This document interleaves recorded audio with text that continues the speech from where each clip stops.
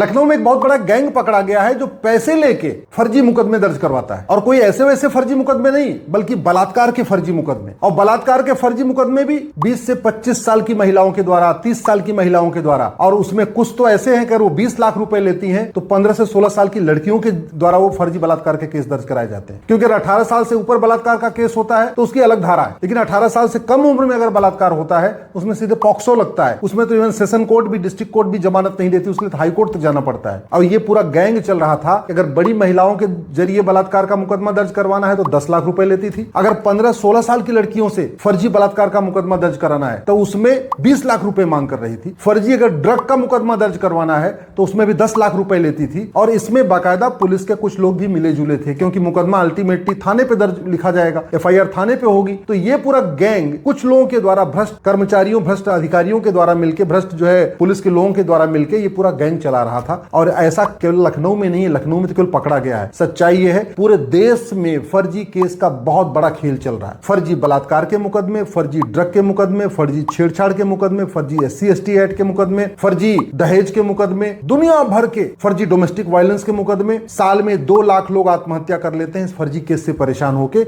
इसलिए मैंने माननीय सुप्रीम कोर्ट में PIL भी फाइल किया है। माननीय सुप्रीम कोर्ट ने केंद्र सरकार के अलावा सभी राज्य सरकारों को नोटिस जारी किया है। और ये सारा का सारा फर्जीवाड़ा इसलिए चल रहा है क्योंकि हमारा कानून घटिया है, हमारा जो है सिस्टम सड़ा हुआ है।